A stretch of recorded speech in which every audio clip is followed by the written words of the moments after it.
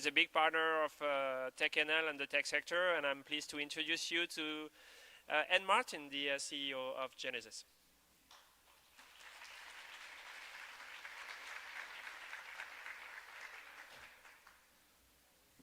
Hi everyone, my name's Ed. I am the CEO of Genesis. For those of you who don't know, Genesis is a technology incubator based here in St. John's.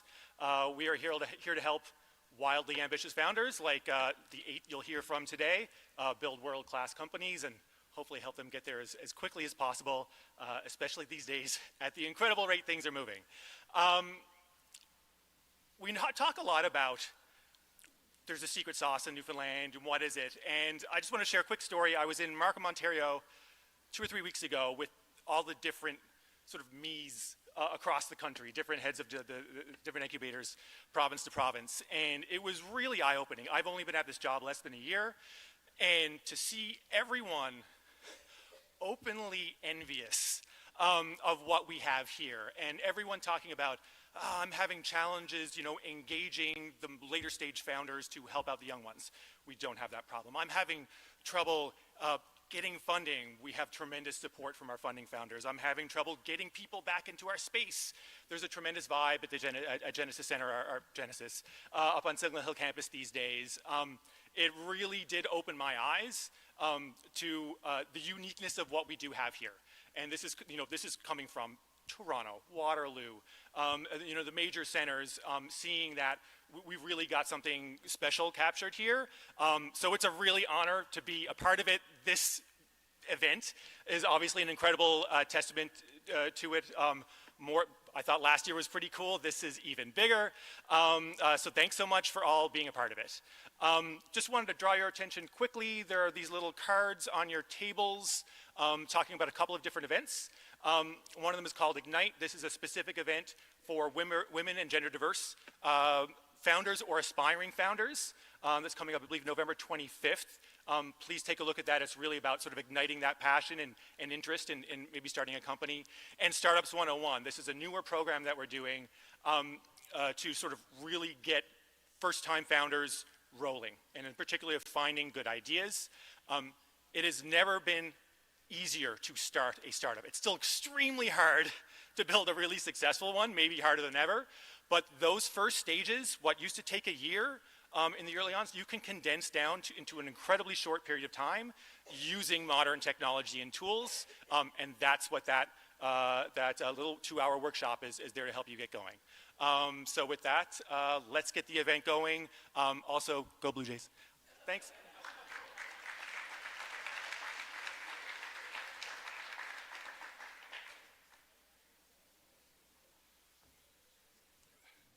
Thanks, Ed.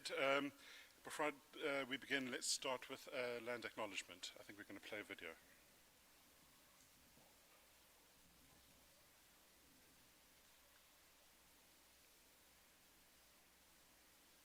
Hopefully.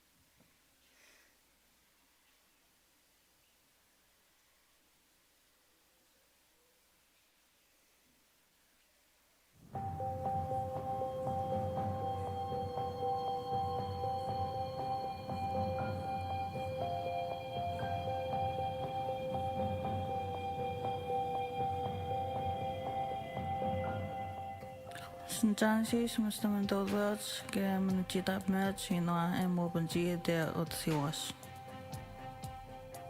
Erek dan menach igen moide sanuk mewi mitskiwo bido kiwagis na biathik mahamigal ach samuan nadel ach kipto hok chigank ki sa hewa sekuchit idli nauk diskaltu tijig migamach.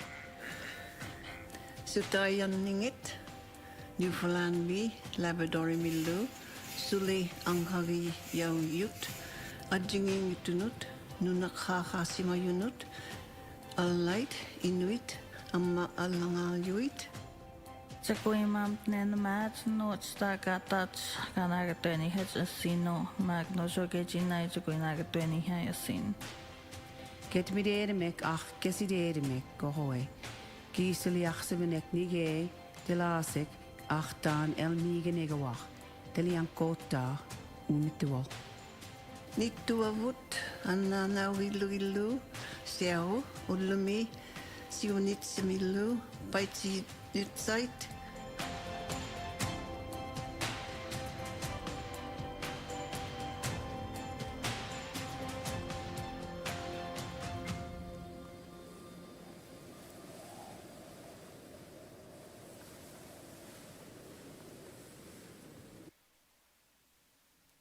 Thank you to First Light for that video. Good afternoon, everybody, and thank you for being here today in person, and also to those who've joined us via live streaming. My name is Matt Crease. I'm the founder of Weaver and last year's Pitch and Pick champion. Weaver is a data company. We're in the rent tech space. We acknowledge that credit is not a great indicator of tenancy or tenancy success. And as a result, we've built some technology which is orders of magnitude more reliable, fairer, easier to use than anything that's on the market today by using multi-channel signals. And we can't wait to show it to everybody at the right time. But you haven't come to hear me pitch. That was last year. So let's move straight along. It's an honor to be back on this stage. This is Genesis' biggest pitch competition yet. The grand finale of a wonderful innovation week hosted by TechNL, and we have 5 great Newfoundland and Labrador tech startups who will be competing for $45,000 in prizes, including a $30,000 top award and the coveted Pitcher Plant trophy, which you'll have to wrestle from me. The competition has grown really fast. So what started as the Pitch and Pick Invitational has evolved into the Genesis Pitch, and it comes with a larger stage, bigger prize pool, and bolder ideas. Last year, I stood pitching for $10,000, and now the stakes have tripled. And as many of our judges will tell you, market entry timing is everything, and it appears that I was a year early. So, with that in mind, before we jump in, I'd like to extend a sincere thank you on behalf of Genesis to TechNL, and additional partners who make this event possible, Amera, the Fry Family Foundation, and Blue Drop ISM, and of course to the Genesis team working behind the scenes to support founders and keep this community growing strong. A word from me off the script, if you are sitting in this room on the fence with an idea, Genesis is the place to be. It is incredibly supportive, nurturing, and full of great ideas to help you develop your idea into something real. So let's move on. Let's meet our powerhouse of judges, 5 industry leaders who knows what it takes to build, scale, and invest in amazing companies. We have, first up, Michelle Romanow, tech titan, who's a serial entrepreneur who started 6 companies before her 35th birthday. Michelle is co-founder and CEO of Canadian unicorn Clearco. Clearco has invested more than $3.2 billion into more than 7,000 companies, making them the biggest e-commerce investor in the world. Michelle, as you probably know, is a judge on CBC's Dragon's Den and has been a dragon for the last 7 seasons. Prolific investor, Michelle has recently been named Fortune 40's Under 40, young global leader in the World Economic Forum, and one of Canada's most powerful women. Canada's Angel Investor of the Year and winner of RBC's Women of Influence Innovation Award. In her keynote just before this event, Building Culture of Change and Disruption, Innovation in Tech Companies, Michelle shared some really powerful lessons on scaling culture and innovation, which really continue to resonate. So welcome, Michelle. You've built some really great companies and backed some more through major shifts in tech and business. What quality do you think helps founders push through really tough moments? I think it's back to this answer on grit. Like, you need an incredible amount of perseverance. You need an incredible amount of creativity when things are not working to continue to try what that next thing is. And it feels like impossible, and your whole team is upset, and they're like, nothing's working. And I always remind my team, like, when something's not working, we reevaluate why it didn't work, see if there's any parts that did work, and then we try 3 new things immediately.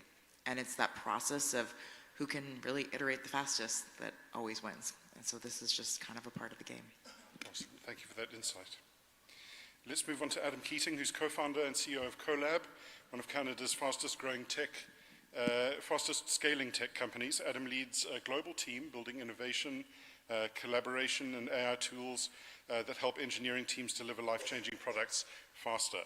Under his leadership, Colab has just claimed the 19th position on Deloitte's prestigious Technology Fast 50 list of Canada's fastest growing startups, with a 1,730% revenue growth. A milestone that highlights both the company's innovation and strength of Newfoundland and Labrador's tech ecosystem. Hi, Adam. Adam, you've taken Colab from startup to scale up. What do you think founders need to get right as they move from early traction to real growth? Early traction, real growth is a vague term. I think all of this is going to be a grind. I think grit is the first piece of that, and that's actually the very first thing I wrote down. But the thing you'll learn as you do this is it doesn't get any particularly easier. I was always hoping it would get easier as we went along. It doesn't. It actually gets worse. You just get smarter. You get better. You learn how to work with better people. So I think expecting that it just is hard in the beginning because you're trying to figure it out, not realistic. Scaling is also very difficult. You just have a different set of skills. I think the two things I would say that are most important is velocity, not just speed. I mean both speed and alignment, so velocity, and setting a stupidly high bar for the people you bring into your team. It is really easy to drop that as you go from like a couple of people where you're managing directly to a full team. People around you is the most important part in scaling that well. So getting the right people indoors is critical. Awesome. Thank you, Adam. Next, we have Holly Hill, founder and CEO of SiftMed, a Newfoundland and Labrador-based tech company transforming how medical experts and legal professionals process and analyze complex documents using AI-driven automation. A respected leader in digital transformation, Holly champions innovation and community growth across Atlantic Canada's tech ecosystem. Thanks for joining us today, Holly. You're building with AI in a complex space. What signals tell you a founder truly understands their customer's problem? I think the big thing is listening to customers to get their feedback. You're always going to go in with an idea of how to solve a problem and what you think is going to help them, and your customer is going to have 10 different ways to do that. Being really good at taking all of that information, understanding how you're going to use that information, doing great customer and product interviews, kind of looking for that product market fit where eventually your customers are coming to you and telling you, hey, this works and here's what I need to improve. But I think trying to always get feedback consistently, the biggest thing you'll see I was having this conversation this morning actually, of a company that they had built their product before they had really talked to their customer to understand how it was going to be used. And I think the biggest thing, how fast can you move on getting feedback and iterating, like daily. Don't go waste time on building something if you're not certain, very, very certain it's going to be the right product. Awesome, thank you. Our next judge is Nick Warren, co-founder and COO of Ground Control, a Y Combinator and venture-backed company developing vertical AI software for contract manufacturing. Before Ground Control, Nick co-founded Inspect AR, an augmented reality tool for electronics engineers, later acquired by Cadence Design Systems. Nick has a really strong record of building and scaling, and passionate about helping founders create technology that people really need. Nice to have you here, Nick. You've worked with some impressive technical teams over the years. What do you think separates a good founding team from a great one?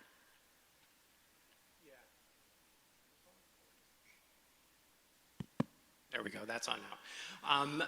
I think founder market fit is certainly super important, so the founders know what they need to build for their users, and they build the right things. Certainly the technical chops so they can ship fast, get momentum and traction early on, that they have complementary strengths, that they're resilient, very similar to grit, and they're adaptable and they can weather the storm when the storms come.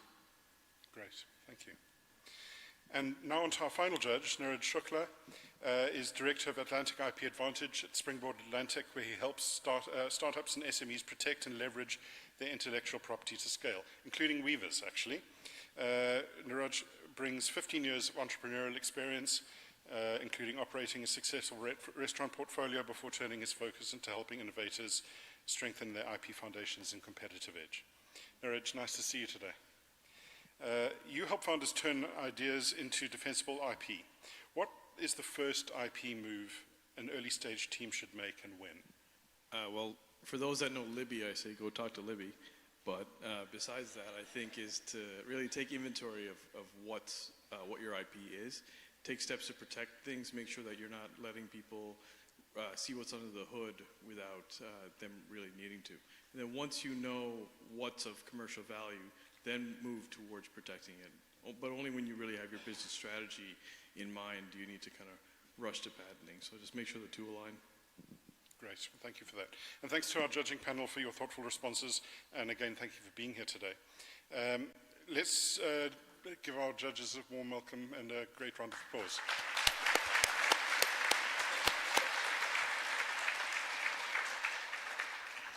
It's almost time to hear from our finalists. Here's how the competition is going to work. Every founder will be given 5 minutes to pitch, and there'll be another 5 minutes for questions from our judges. After all 5 pitches, the audience will have some time to network while the Genesis team compiles the judges' scores, and then we'll reconvene.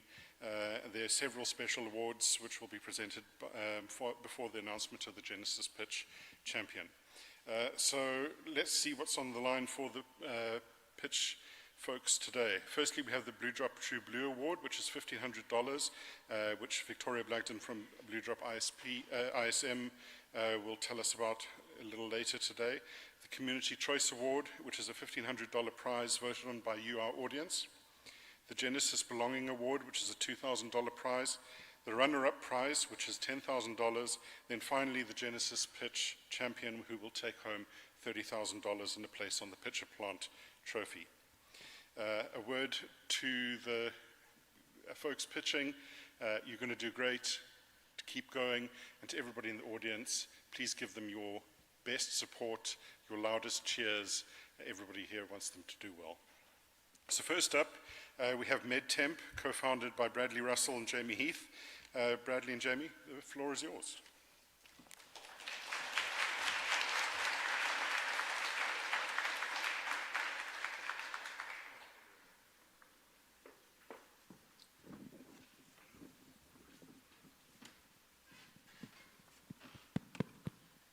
Hello, I'm Jamie. This is Brad. We're here to tell you about our business, MedTemp.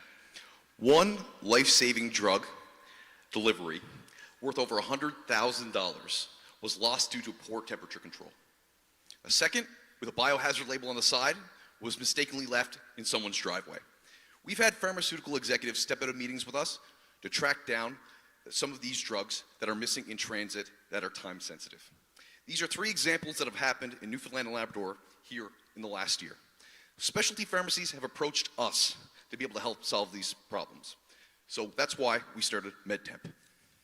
And they've approached us because of Big Feed Club, a cold chain grocery delivery business me and Brad built from the ground up. In 4 years, we've delivered to 120 communities and 13,000 user accounts across Newfoundland, hand-picking, packing, and delivering 250,000 cold chain items and delivering them to homes and businesses right across the province. This has made us experts in cold chain home delivery in one of the most challenging rural areas in Canada. So who here has heard of biologic medications? Raise your hands. Yeah, awesome. So for folks who haven't heard about them, they're extremely effective medications that treat different illnesses and diseases that require strict temperature control. Typically, they're shipped in pre-qualified boxes. So think like a HelloFresh box, but fancy. But as soon as the drug is packed, the countdown starts to that drug expiry.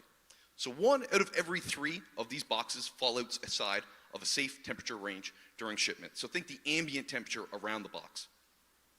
And traditional couriers were never built to transport these medications. So it's putting patients at risk and costing specialty pharmacies millions of dollars.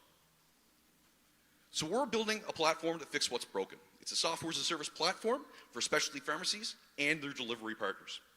It helps them live track temperature, time to expiry, location, and the full chain of custody. As well, notifications when things are likely going to go wrong. So specialty pharmacies, it works like this. Specialty pharmacies would place the order through the platform with their delivery partner. They'd pack it like they normally would, and then the courier picks it up and is provided a temperature sensor that partners with their phone and is kept in the area on which it's going to be transported in transportation. So in Newfoundland and Labrador, there's over 200,000 biologic deliveries made every single year.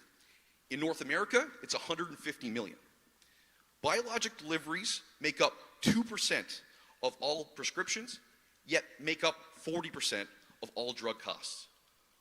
Almost half of all drugs that are being transported or that are being developed now require cold chain.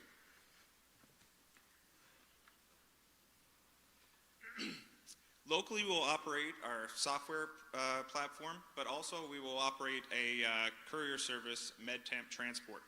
This allows us to gather real-world feedback and data in our test market while we build out our enterprise-grade platform. Outside of Newfoundland, we will operate solely as a software as a service provider. For our software, we value the compliance we're going to bring to the industry at roughly $20 a delivery right now. And over the next 4 years, we plan to scale across Canada and the US. In this region, specialty pharmacies depend on local couriers to deliver 75 million of these specialty drug deliveries per year. By the end of 2026, we plan to onboard 5 specialty pharmacies, and by 2028, we're looking to scale that to 50. Now, if our national partners procure us right across the country, that's going to go much quicker and at a much larger scale. We built our MVP in the spring. We launched our first pilot with an international pharmacy in July. The feedback was amazing, and there were no temperature excursions whatsoever. So that led to our first signed contract in September. So we've been delivering for around a month now. It's went amazing, and that contract should be valued at around $100,000 over the next year. Second pharmacy loves what we're doing. We were actually brought up at their annual general meeting in front of 200 of their general managers earlier this summer, and we have a verbal commitment for a second pilot before the end of the year. Our ask of you today is anyone in the tech space, medical space, pharmacy space, obviously, please reach out to us, connect with us. We'd love to talk to you. And for our judges, we'd love your support today. It will go a long way in helping us take the next step in building this platform and getting life-saving medication to people properly. Thank you.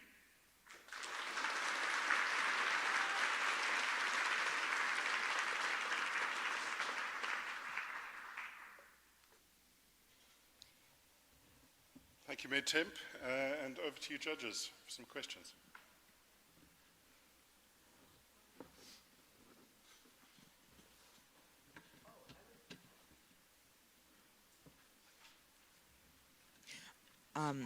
Yeah, I actually have quite a few people I know in the pharmacy space. Can you just take me through the high level of, like, if you're getting a $100,000 drug, why are you getting it delivered and even putting yourself in this risk? Why aren't you, like, going to a pharmacy yourself, or are you only delivering to very remote rural communities? And, like, just take me through that, because if I was receiving a $100,000 drug, I would go pick it up myself. No, completely fair.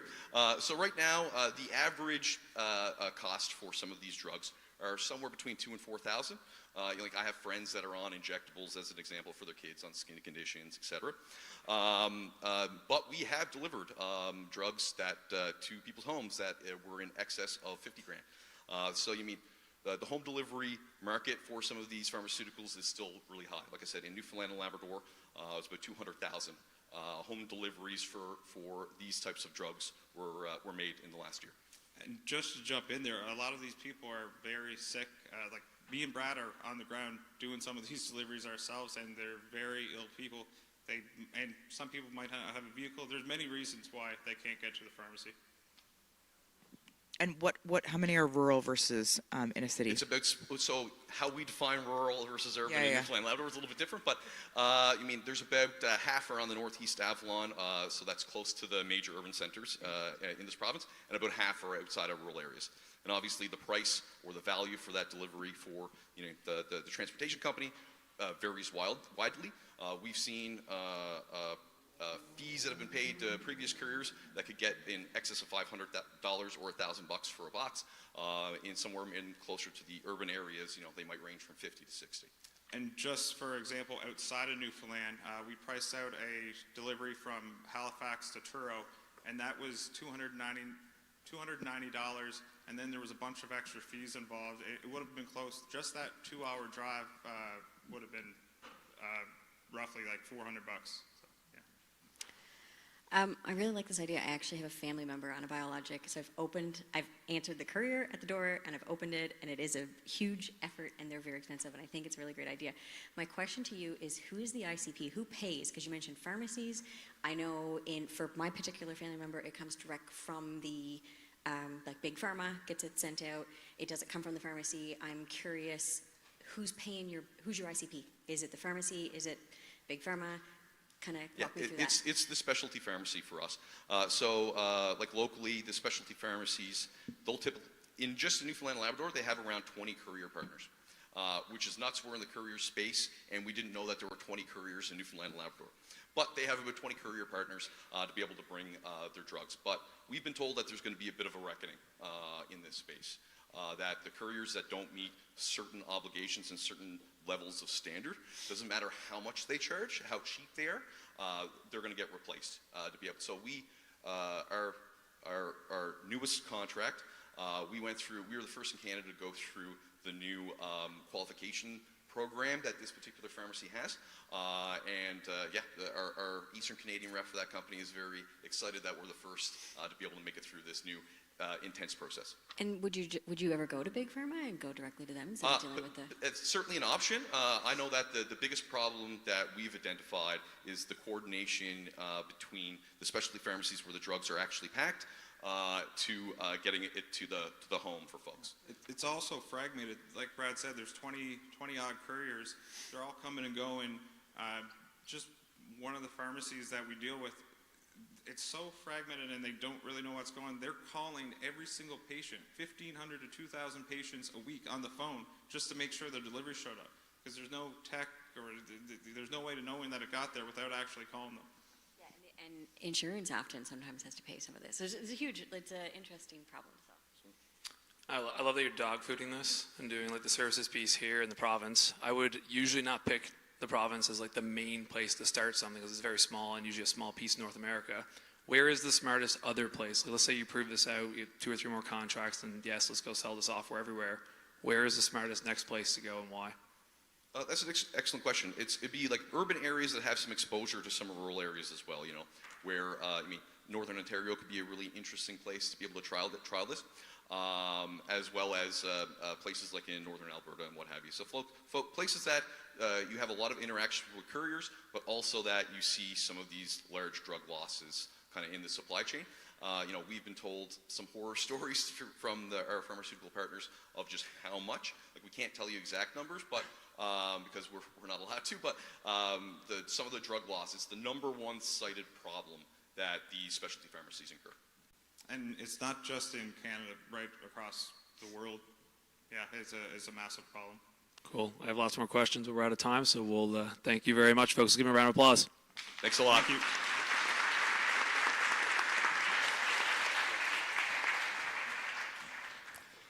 Thanks, MedTemp. Next, we have Adilya Dragan from Starluv. Adilya, would you like to take the stage?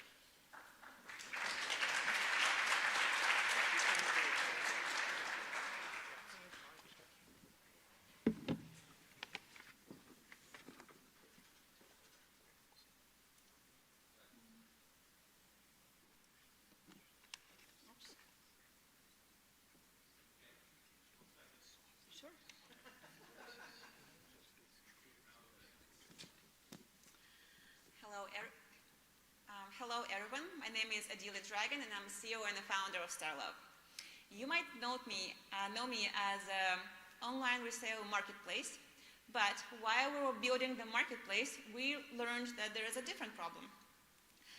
So today I'm here to unveil something bigger, a technology that was built from those insights, ready to transform how people shop online. I want you to think about your favorite store where you go shop for clothes. Could be Zara, Gap, Lululemon. You open their website and you get thousands of options. I don't know, 4,000 tops, 3,000 bottoms, 2,000 shoes. How do you choose? How do you create that great look? Now imagine one button, style me, and that great look appears tailored to you. Today, shoppers are drowned in choice. Retailers pay for traffic and they still lose the sale. Endless product grids, generic filters, no sense of actually what fits or flatters. That means low conversion, abandoned carts, and higher returns. As a result, lost revenue. Starluv is an on-site AI fashion assistant. With one tap, Style Me, a shopper uploads an avatar, or creates an avatar, uploads a selfie. In seconds, get complete looks from that store's own inventory with a simple explanation why this works for you. Confidence delivered, ready for checkout. And it's even better, when a shopper goes to a different store, Starluv already knows their identity, knows colors, sizes, all their preferences. This is how AI turns choice overload into style and cash. This holiday season, 2025, will be the very first AI-powered shopping season at scale. There will be over 250 billion in US online spend. And the AI-assisted shopping traffic is expected to increase by 520% year over year. Can you imagine? AI shopping assistant market is already at 3.4 billion and projected to grow to 24 billion in 9 years.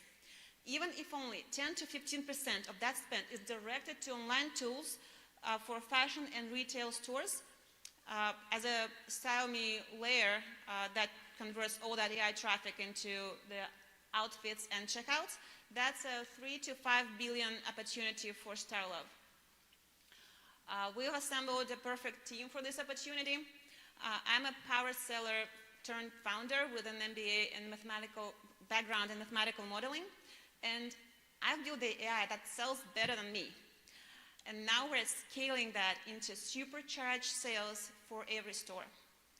Our team brings 20 plus years of experience in high-load apps, AI and ML engineering, and with the AI, with the Genesis AI Garage, we're building faster than ever. We sell Starluv as the B2B SaaS platform. For small and mid-sized retailers, we charge $200 to $500. For larger marketplaces, $3 to $5K per month. Let me give you an example. Imagine an online store with 100,000 monthly sessions. 2% conversion rate, $60 average order value. So that is a total of 120,000 in monthly sales. Now, with Starluv AI styling in place, conversion increases by 20%, so does the average order value. Now, this roughly gets us to $173,000. That is an extra $53,000 in revenue per month from a $2,000 subscription. ROI on day one. We've built these hard parts first while creating our own marketplace before scaling into retail. That's where we developed our multi-agentic AI framework that works collaboratively across the full shopper's journey. One analyzes the body type, color recognition, style intent, and re-ranks outfits in real time and so on. They create adaptive styling intelligence that learns faster with every new store and shopper. All this is backed by NRC IRAP. Thank you so much. And today we are looking for connections with leaders in e-commerce who can help us with partnerships and growth. And the second, please scan QR code to join the Design Partner Program, or if you would like to try the assistant yourself. Starluv styles it, your store sells. Let's end the scroll. Thank you.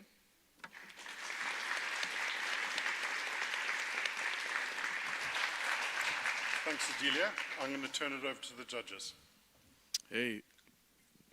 Hello. There we go.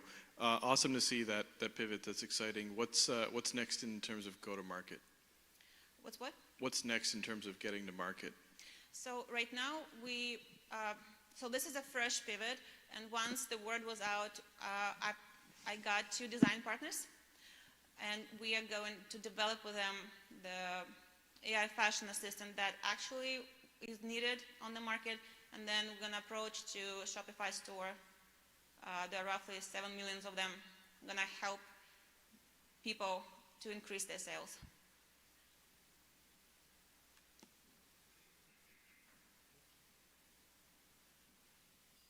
So it definitely, I get the fashion assistant for each individual brand. Part of the pitch was, hey, this fashion assistant can kind of see across brands, and I go to another store and it already knows what I like. How do you kind of deal with both sides of that marketplace, selling to the fashion brands, but then also these individual users that They build create up a profile profiles? with Starluv. So there's the plugin integration. They create a profile with Starluv, and that's how we remember. So every store we onboard, we have one profile for Starluv. Like I say, no, Interact for banks. If you win $30,000 in the next hour, where is that money going?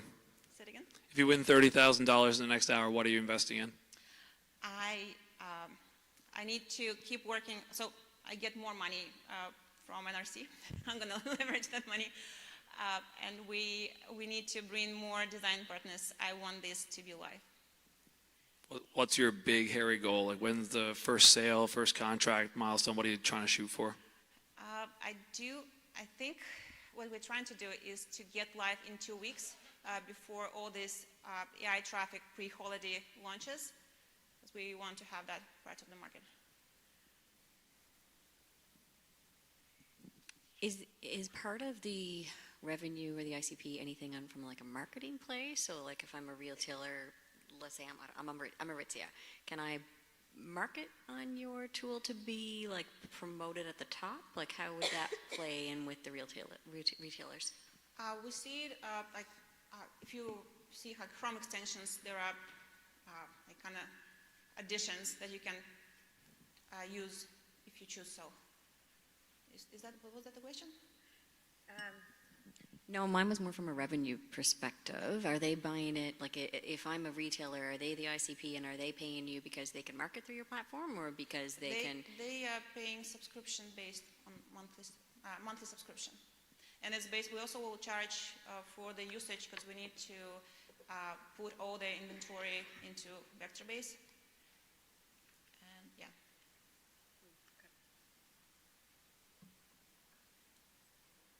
What do you expect the onboarding process for a new retailer to look like here? Can you please repeat your question? What do you expect the onboarding process? Do you need to scan their entire inventory to get like 3D models? We need the whole access from the inventory. So the design partner that we are currently working, they are a real store. They grew so big, they now have online presence. So we need to get all their products and to go through our system. So we're gonna have all the vectors, and we do the same for the person, and then we just like kind of match the vectors with each other.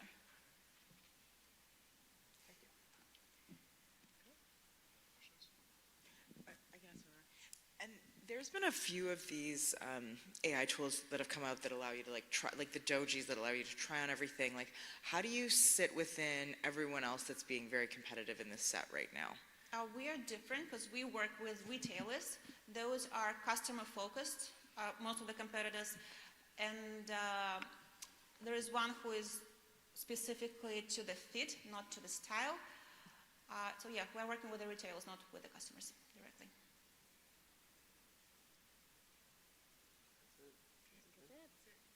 Thank you. Thank you. No?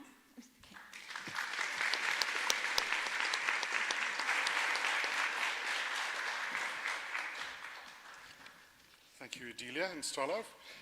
Our next company is Hadamard, and I'd like to welcome to the stage Nathaniel and Thomas Roberts.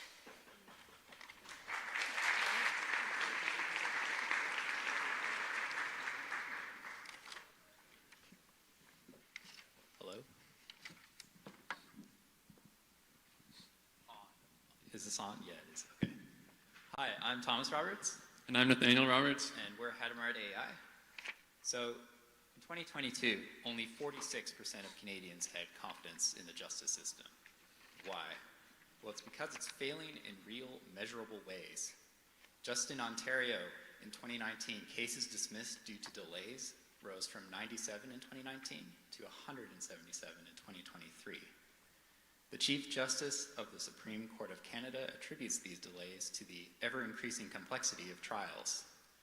So clearly there is a need for greater efficiency in the legal profession, And we think an interesting avenue for this is in legal research, because legal research sucks.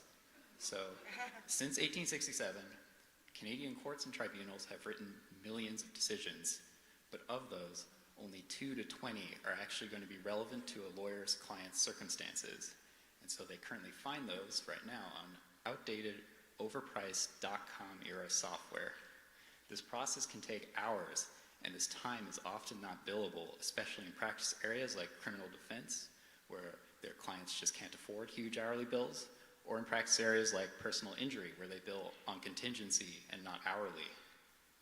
So Hadamard fixes this by making legal research fast and easy. Hadamard is a AI research agent that answers plain language research questions in seconds. It gives you a quick overview of the top 20 most relevant cases or so, and an overview of the state of the law. Critically, Hadamard always provides citations and links to its sources so you can verify its information, because our customers need verifiability, not just accuracy. Our customers estimate they save over 2 hours per research issue using Hadamard. So we've had pretty significant growth in the last couple of months. As you can see from our graph, which is going in a very nice direction, we've got dozens of paying firms as customers across the country. We have very low churn. Okay, we've only got like 1 or 2 people cancel because they were in law school, and the law school banned AI. I'm not even kidding, it's so funny. Our very first customers are still using Hadamard like today. So we've got a few data advantages that I like to talk about. So we've got agreements with courts for access to court decisions, and these agreements are a huge pain to get. So for example, in BC, there are 4 organizations with our kind of agreement. It's us, and then it's 3 other huge kind of blob companies that are over 20 years old. We've also got thousands of user questions, and we're getting, hopefully thousands more, as you can see from this graph. And we use these to improve our service, and see what people are asking and focus on target, areas to improve. So we've also got hundreds of conversations with lawyers. We speak to our customers regularly, and this kind of dictates the software that we build and the new features that we add. So as to the market, there's 35,000 firms in Canada and almost 500,000 in America. Currently, we're focusing on larger personal injury firms. This is for 2 reasons. One, as Thomas said, they bill on contingency, so they see no value in working extra time. There's no perverse incentives with billable hours. And secondly, a lot of our customers just work personal injury who use our general research right now. And so we built out a suite of personal injury tools that we can use as a super promising value proposition for new firms. So we secured our first larger enterprise deal last week, and we've got 2 more in the pipeline. So in the next 3 months, we're going to continue our direct outreach campaign. So we've been hand signing and hand addressing letters and sending those out to Canadian lawyers. We sent thousands, and we're going to send thousands more. We're going to get 5 larger PI firms, that's personal injury firms, on Hadamard, and we're going to expand to the USA. And thanks for there's supposed to be a slide here, but thank you guys for your time. It had great testimonials on it. Yeah, it had some great testimonials. You'll have to picture those, but they're very nice. But here we go. Amazing.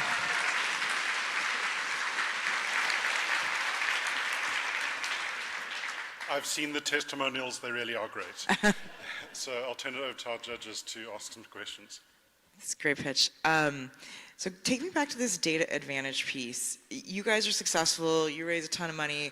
Why don't, Harvey, everyone that's big in the legal tech space, go get same access to these court databases, and then you're in a war on who has a better LLM? How do you prevent that?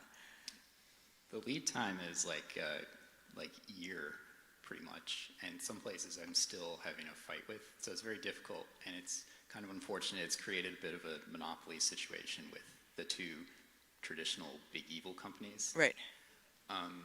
So it is difficult. I sort of talked my way in. Other people could do it, but with Canada, it's such a small market for Harvey, they would probably not be so worried about it. Right. And the data situation in the US is completely different. Like, anyone can use anything, so it's... I see. So this is the Canadian only. Canadian only advantage. And Clio is not in the space either, right? Clio bought something that kind of is, called VLEX. Okay. And then Alexi is similar to us, but much further ahead, I guess. They're based in Toronto. Okay.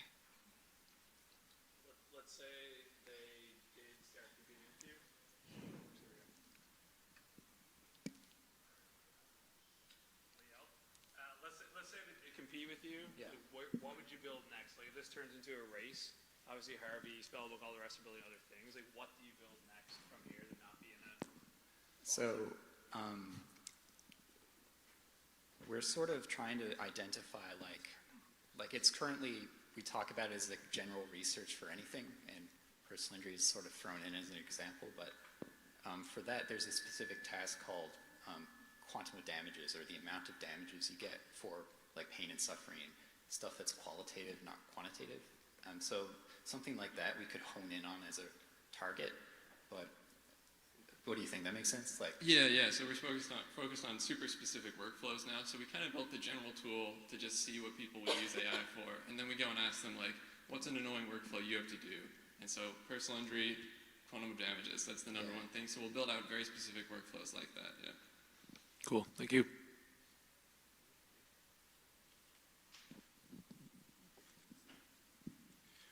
Why did you guys start to work on this problem in legal tech specifically? So our parents are lawyers, and our mom does legal research.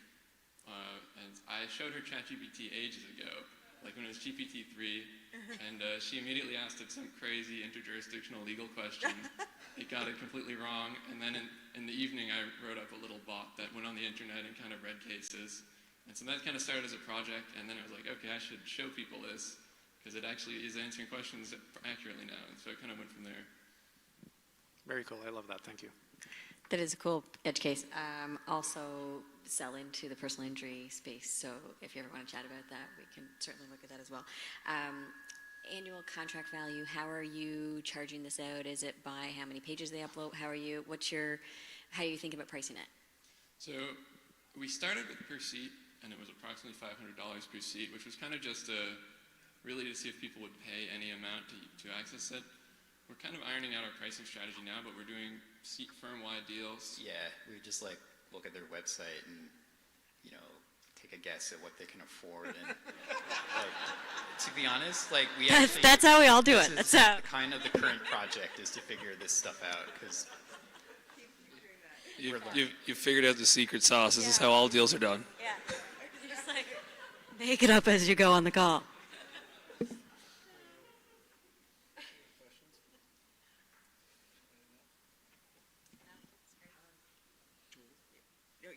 I was going to go back on competitive advantage and just like, okay, I like this. I really want this to win. So anything else you can, not win the pitch. Sorry. Let me be clear. Not win the pitch competition. I've not made up my mind on that. Win in the market, to be very clear.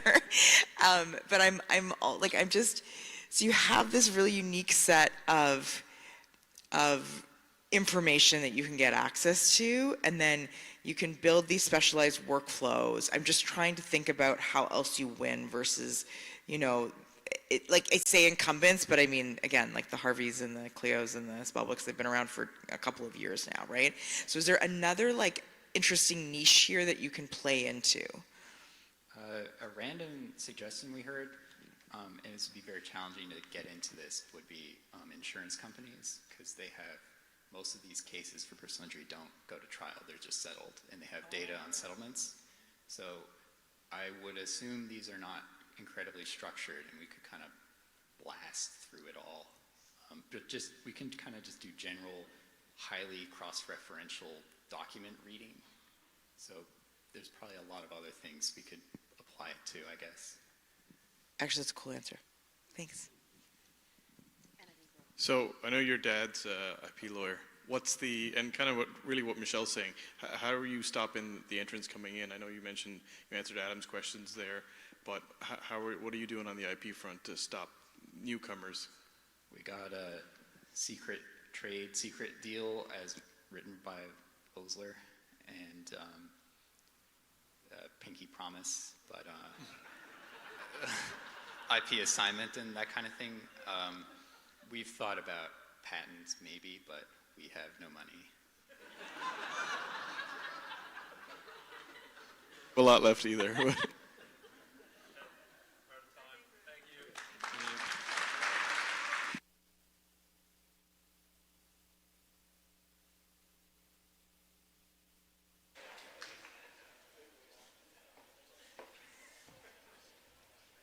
Thank you, Hadamard. Our next company is Data Farms, and I'd like to welcome Heather Zurel to the stage.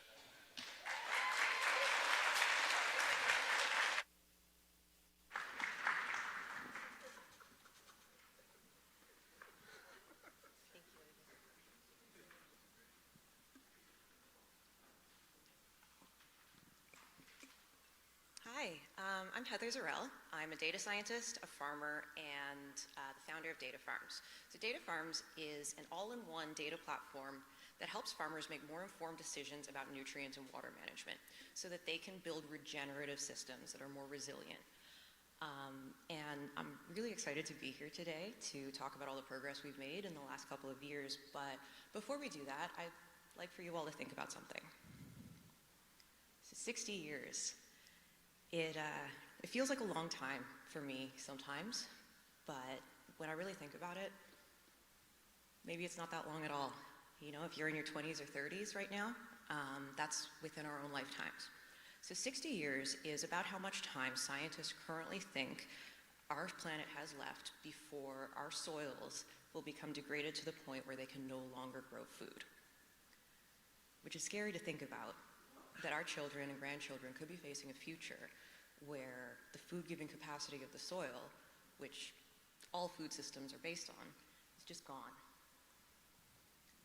So we've relied a lot on industrial farming practices, very heavy machinery, overuse of chemical fertilizers, herbicides, pesticides, and it's causing incredible damage to the land. Why did we do this? It is incredibly efficient. It's really, really good for short-term yields, but it doesn't really take into account the long-term sustainability of growing food. So Data Farms platform, we help farmers adopt these regenerative methods without risking yields, but our platform also offers tangible results in the very first year, including reduced fuel and fertilizer use, reduced crop losses, reduced environmental impact, sometimes even increased yields, and all these things increase farmers' profit margins directly. So the solution, we have an all-in-one data platform that provides farmers with all of the information they need to make informed decisions about nutrients and water management. So we have data from many, many different sources, and we put it all together in one place and actually provide farmers with actionable insights for how they can adopt these more regenerative methods. So the competitive landscape in precision agriculture is dominated, I think, by these two main categories. So very large equipment manufacturers, and you know, these solutions tend to be very expensive and kind of out of reach for the vast majority of farmers. And then on the other side, you have these specialized tech companies, which have, you know, incredible technology that's really beneficial, but the results can be difficult for farmers to interpret and actually incorporate into their workflow. And you need to work with like 3 or 4 of them to actually get all the information that you need. So the total market, you know, there's almost 600 million farms operating in the world. The ag tech market and precision agriculture specifically are worth 20 billion and 4 billion respectively. There's almost 200,000 of these farms in Canada, which is what we're targeting first. And you know, since we've built this database of farm data from across the province, there's some more kind of different types of customers who are becoming interested in our product as well. These include government departments, technology and soil amendment companies, research institutions, schools, people who are interested in the data and the kind of the insights that they can take from data from all across the island. And so basically last year, our revenue came exclusively from selling to farmers, homesteaders directly.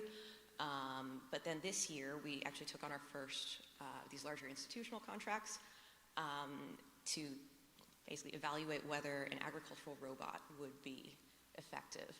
And you know, we're currently negotiating a few more of these types of contracts, and I think that, you know, this is where we're going to be able to pull the most revenue in the future with this, you know, big data asset and platform that we've developed. So this is our amazing team.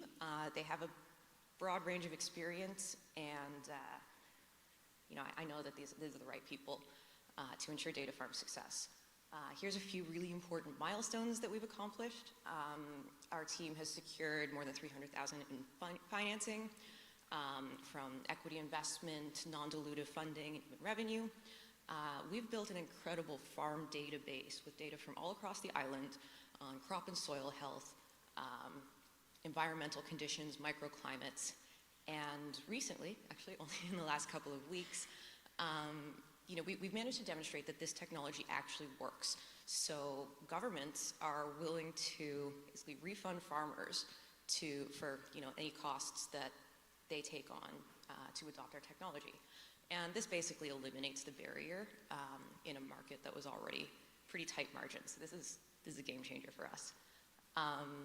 We're always looking for farm partners, but honestly, my ask for every single one of you today is to buy food from the farmer's market, buy food from local farms.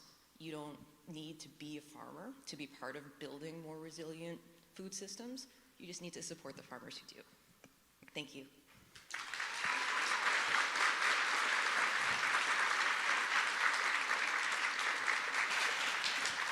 Thank you, Heather. And judges, over to you.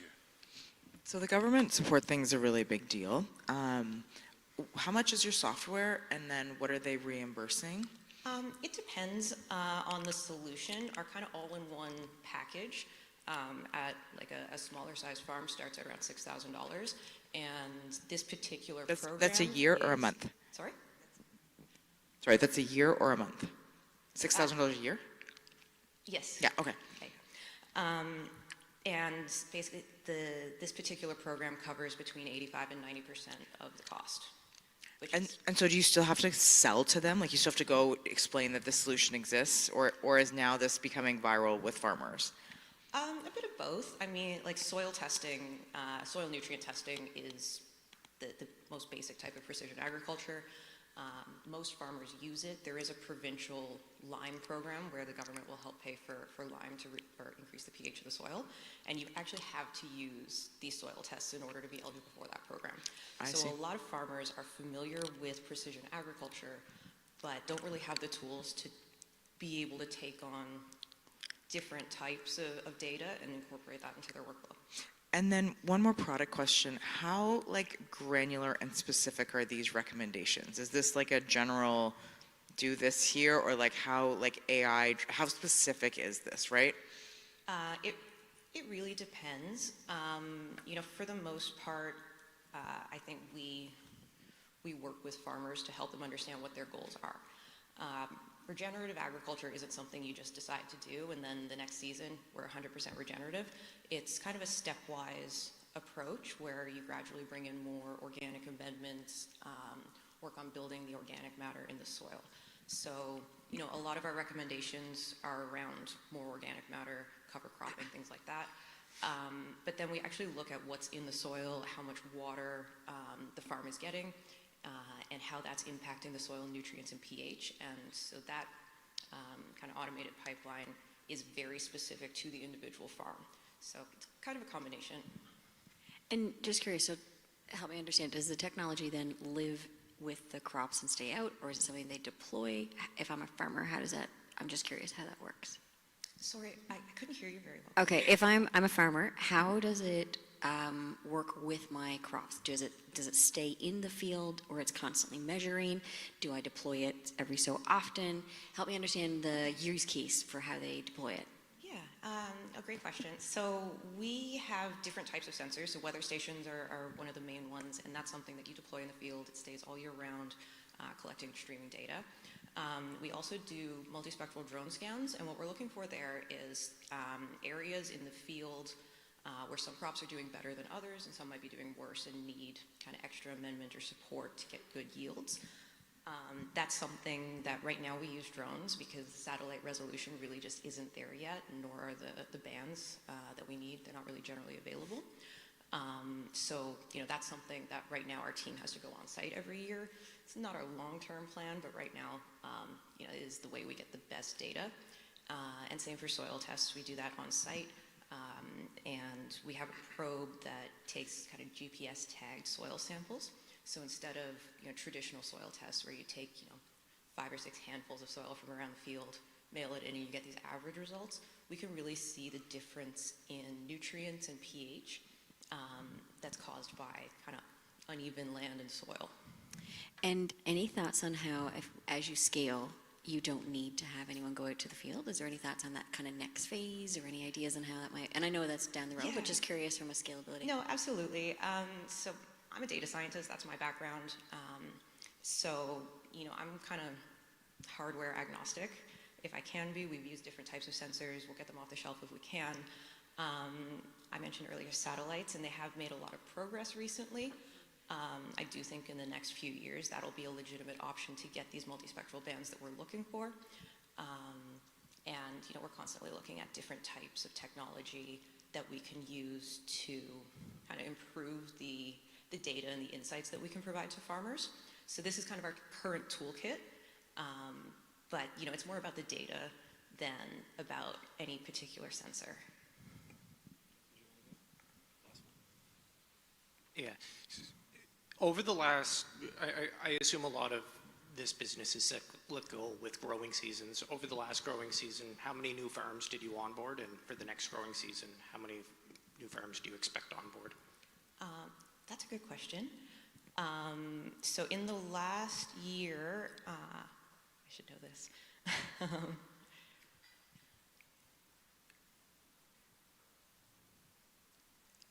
think 7 new farms this year. Next year, honestly, we haven't really looked at our sales projections since finding out about this new government funding, which is kind of a game changer, so I can't really give you a very good answer to that one right now, though I will say that I think I want to focus more on the larger kind of institutional contracts as well, and yes, that isn't really about deploying on farms, more so selling the asset that we built already. Yeah, no, that makes sense, and that's great that you can kind of work these institutional things in the off season as well. Exactly, yeah, and also we do like greenhouse and indoor growing now, which is a little bit all year round, but the majority of our farmers and our solution is deployed outdoors. Awesome. We're out of time. Thank you. Thank you.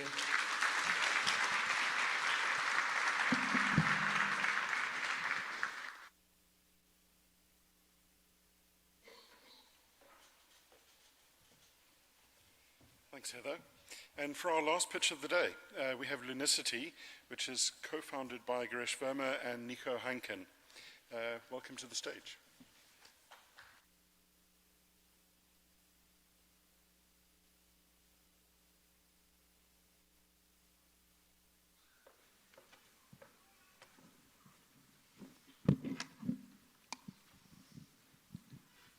Hello everyone, can you hear me?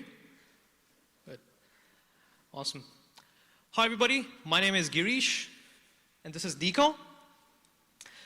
Together, we're Lunisity. So universities are in a crisis. They lose hundreds of millions of dollars every year to student churn. They're churning 60% of the students in US and 20% in Canada every year, which is a huge loss in revenue.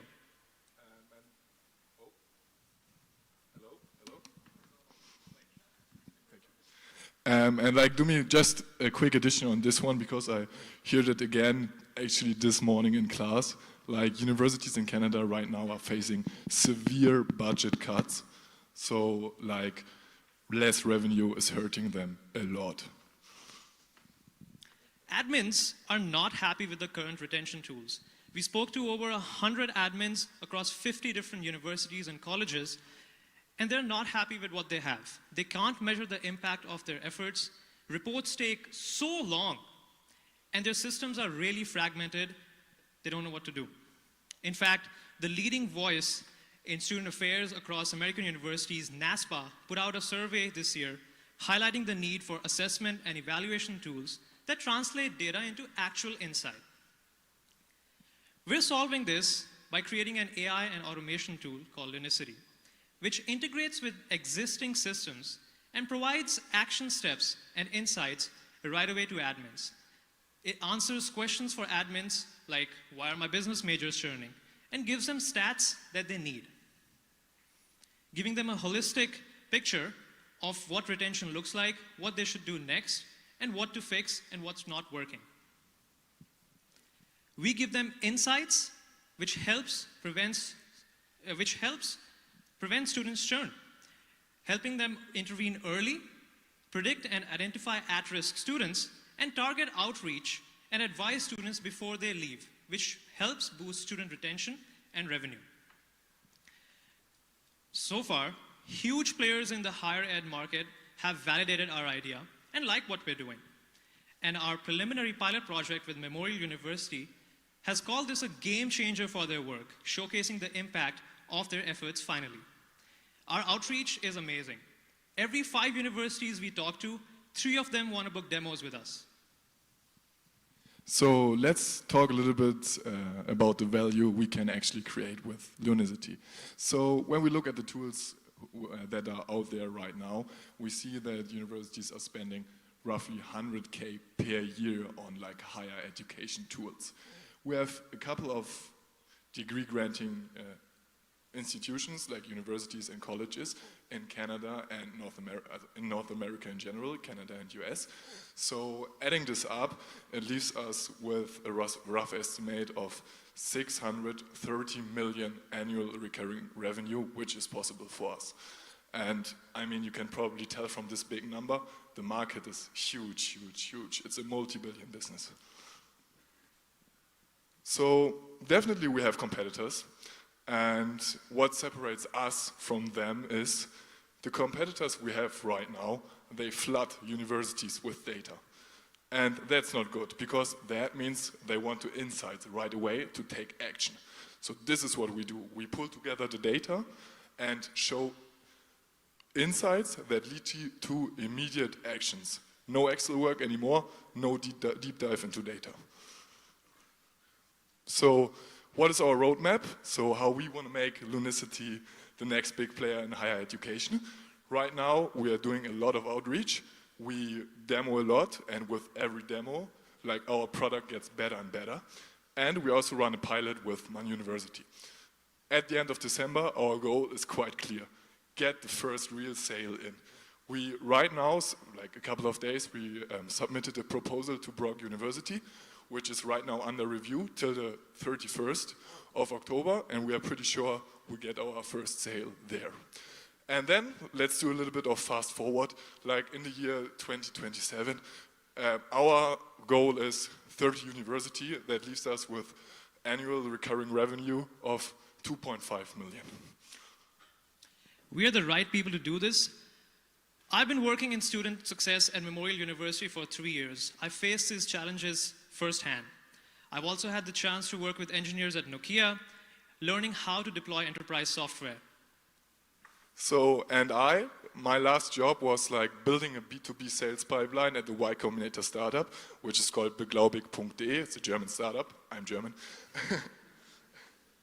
So what I did is I built the initial B2B sales pipeline and I scaled it from basically 0 to 50K a month. So what do we want? First, we want to win, obviously.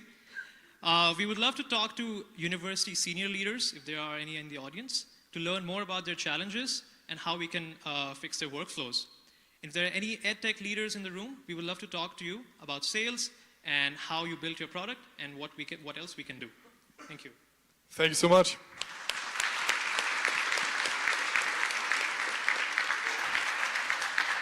Thanks to Lunisity, and over to the judges for some questions.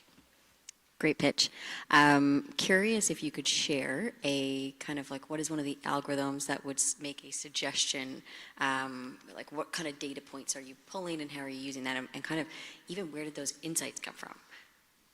Sure. So a great example would be, let's look at learning management systems and student life systems. For example, right now, universities have information on, let's say, attendance data. Universities have told us that this is not enough. They want to learn more about disengagement patterns, what's working, what's not working. And that's exactly what we do, and we've proved that we can do that with our pilot projects. So disengagement patterns, student pathways and journeys, how do their grades relate with their engagement, and how likely are they to drop out?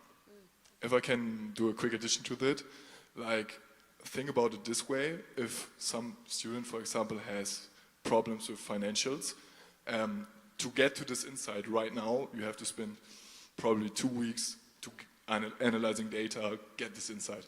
Right now, Lunisity comes up, there's a notification, poof, this student needs financial aid. Do something.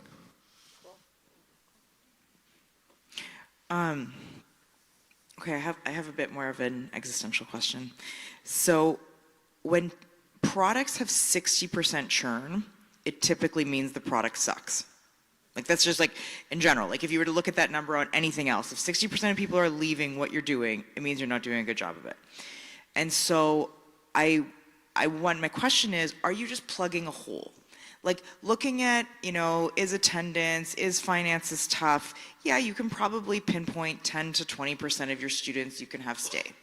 So maybe you can build a business. But I think fundamentally what is happening is so different in the macro layer of what's happening, right? The AI teaching tools are better than they've ever been. Universities like these kids just said they banned AI in universities. Like how can we ban the next generation of technology in universities? No wonder people are dropping out. If they're like, this isn't even teaching me anything relevant. I invested in another startup that just started doing these like modern day skills, crypto, and allowing university to teach those courses. They've crushed it for exactly this reason, that they keep kids paying for tuition. Just universities and are some of the oldest institutions we have. They're some of the slowest institutions we have. And is this really going to make a difference, or is the only thing that's going to cause them to change is going to be a huge amount of drop? I care about this existential question because if you're just filling a small hole, getting 5% back every year, sure, you could say, well, I justify my SaaS costs, but you're still going to be selling to a declining sector. So maybe how do you think about all that? Thank you. Do you want me to elaborate on why we think it's a good idea? No, are the universities actually going to take your suggestions and do them? Okay, I think I know what you're pointing at. So universities are big systems. A lot of money is into the system. And for example, when we talked, I think it was Brock, we proved that we can bring them multi-millions by just increasing retention at 1%. And the answer of the director was like, wow, this is crazy. So this will actually help us in our budgeting.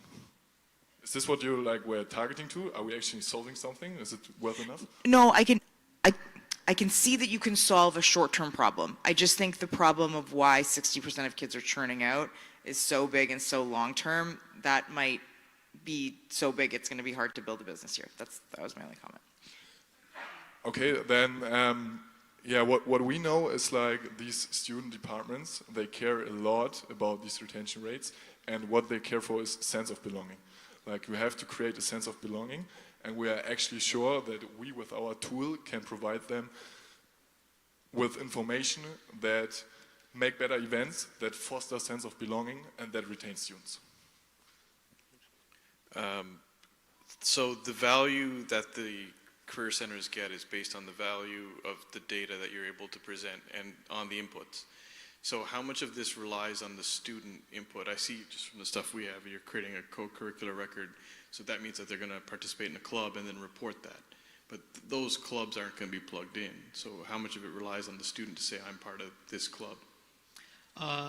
Thank you for the question. We're not really relying on data coming in from the student input. We're relying on the systems that universities already have in place.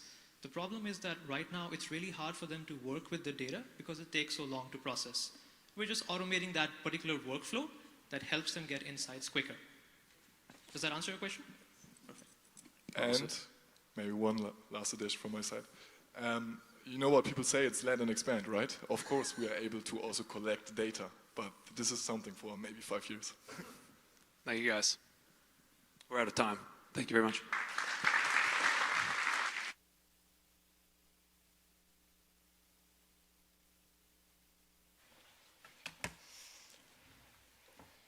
Thank you, Lunisity.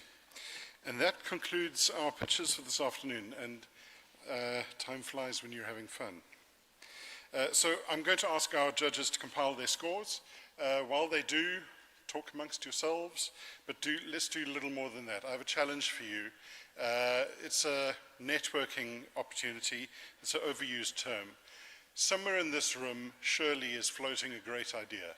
And if you take the time in this few minutes while the judges are counting their scores, to talk to somebody you don't know, somebody you haven't spoken to for a while, somebody at the table next to you, that idea might just spark. So we'll be back in a few minutes. Please take the opportunity to introduce yourself to somebody you don't know. Thanks. Oh, and I'm reminded by Aidan, please don't forget to scan the QR code on the table in front of you and vote for your community choice. Thank you very much.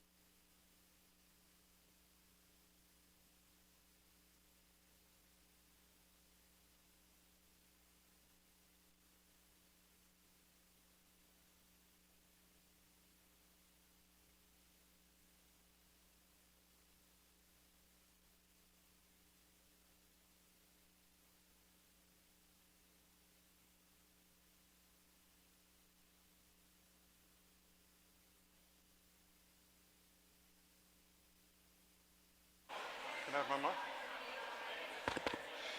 So here's a test to see who's been paying attention and who has scanned the QR code. If you have scanned the QR code, you will notice that the question is not, who would you like to win the Genesis pitch? We snuck in a cheat question, which is, what is the #1 source of air pollution? I have a secret to tell you. We don't care right now. We would like you to tell us who you would like to win. So disregard any reference to air pollution and please answer the company you would like to win the pitch competition today. Thank you very much.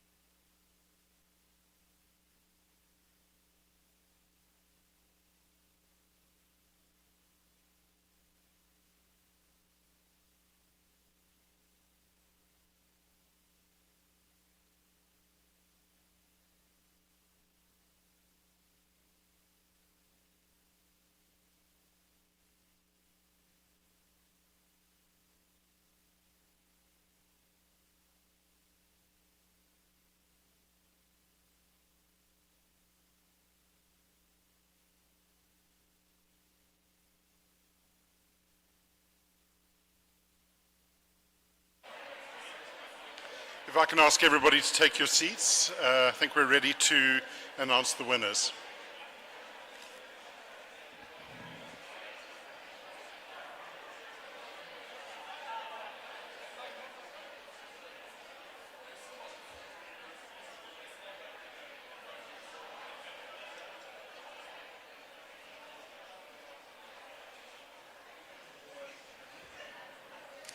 So I think let's kick off. Welcome back, everybody.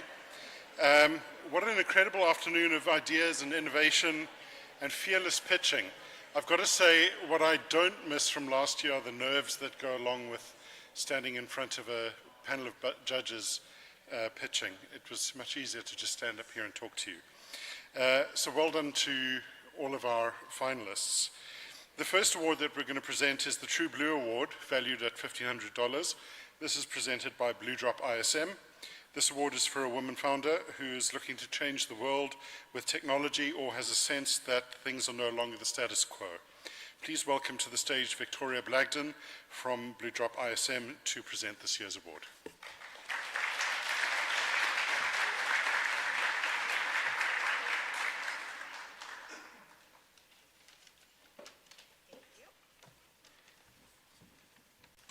I get to cheat. All of the presenters today didn't have their notes, but I have my notes with me. Okay, so good afternoon, everyone. It is a genuine honor to present this year's True Blue Award for Innovation. This award has a special place in our True Blue hearts. It isn't just about the single bright idea. It is about the execution of that idea. It is about challenging the status quo, solving problems, and having the incredible persistence to build a solution. True innovation, especially in tech, identifies a gap and then builds the bridge to fill it. Over 30 years ago, Blue Drop wasn't the first to offer e-learning, but we do claim to have offered the first e-learning solution that made it cool to learn online. This year's recipient did exactly that in her field of expertise. She saw what was happening in the current user experience and thought there must be a better way. By harnessing the power of AI and using it in ways that were never applied before, she has made online commerce as quick and easy as watching a TikTok video. But this isn't just another shopping app. It is a powerful platform for sustainability. It champions the circular economy, reduces waste, and empowers a community of sellers and buyers. She just didn't see the solution. She is the architect of the entire ecosystem. It is my absolute pleasure to announce that this year's True Blue Award for Innovation goes to Adilya, Dragan, CEO and founder of Starluv.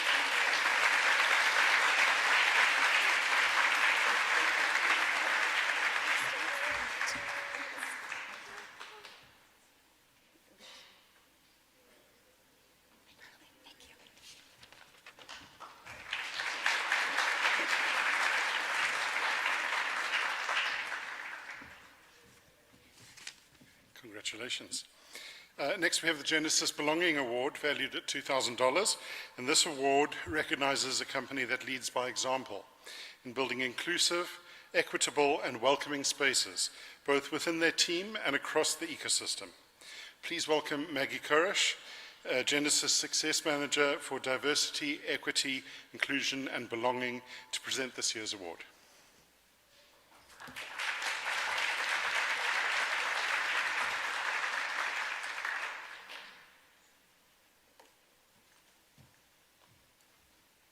Goodness, I can kind of see over the podium.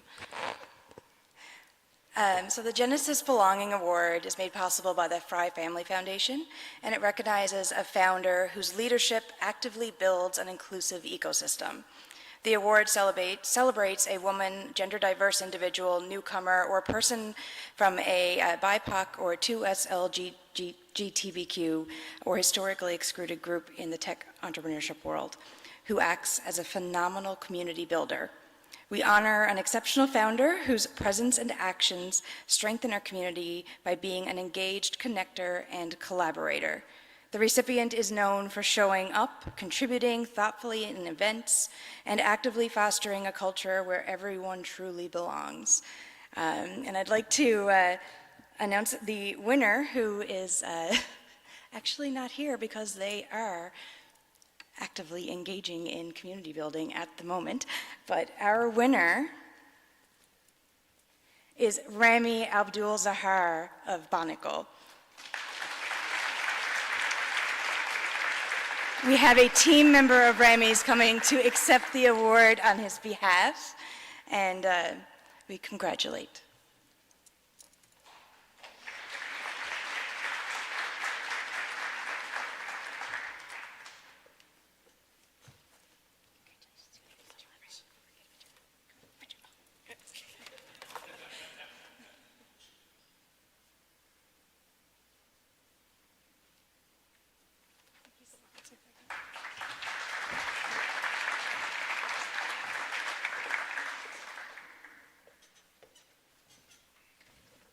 Congratulations to the whole Bonicle team. It definitely shows that belonging strengthens innovation.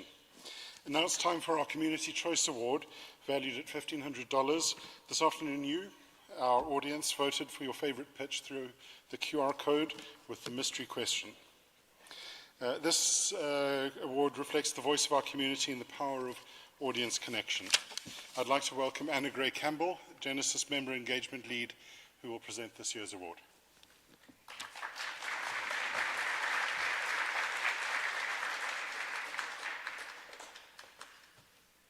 Hi there. This year's winner, not a creator of air pollution, is Hadamard. Come on up, guys.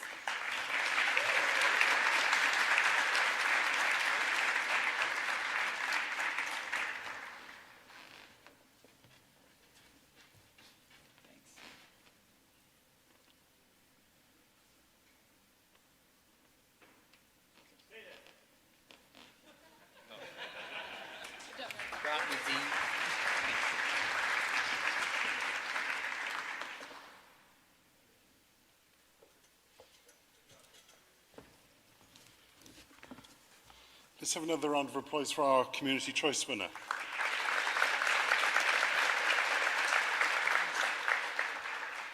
Next we have the runner-up prize, $10,000. This award recognizes the standout founder whose pitch and progress impressed our judges and demonstrated exceptional potential for growth.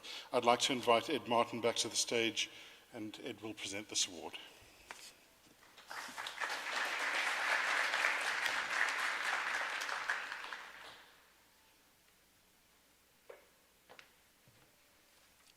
All right, and the runner-up of the Genesis pitch is MedTemp.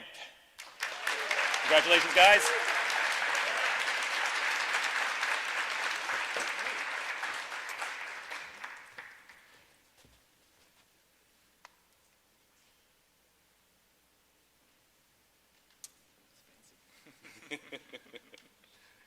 Thank you. Thanks, Ed.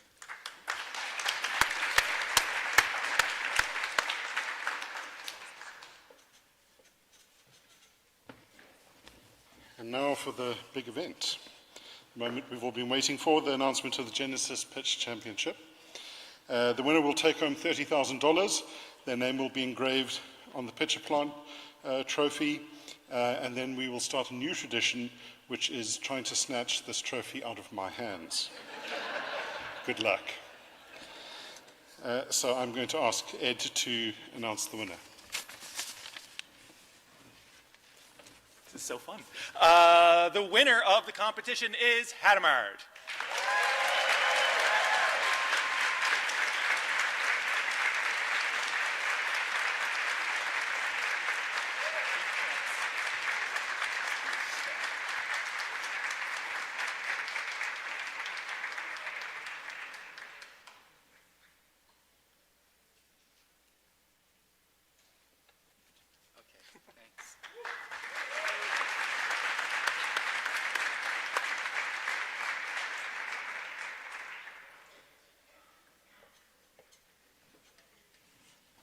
Congratulations, Hadamard. Can we have one more round of applause?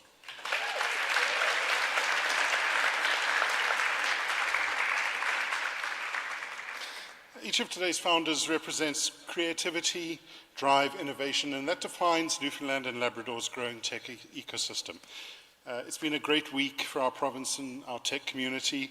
We've had some great keynote speakers, packed networking events, insightful panels, and a high-energy event to engage students at the Tech NL Innovation Week 2025.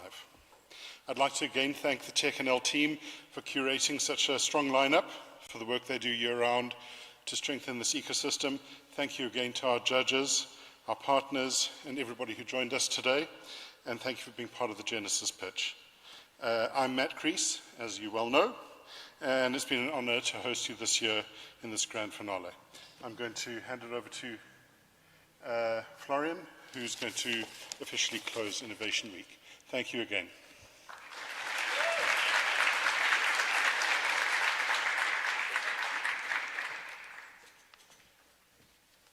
All right, we are in charge to closing this event. I think it's a great opportunity to highlight this great partnership we have with Genesis. We had a great week of events. One of the things that I really like is to bring the community together. Next year will be my 10th year as a Newfoundlander, and I'm very proud of this community and what we are accomplishing together. I think we did amazing over the last few years, and there's so much we can do together. And when I see all those ideas, all this success we see in the community, I think we're going to create a big mark on, in Canada and beyond. So thank you for attending the event. The event was designed for you. Thank you for joining. And thank you to all the winners of the entrepreneurs. They are the future of our community. Florian said it really well. Congratulations to all the pitchers. Enjoy the rest of your day. Thanks so much for coming. Keep doing all the amazing things you do. Cheers.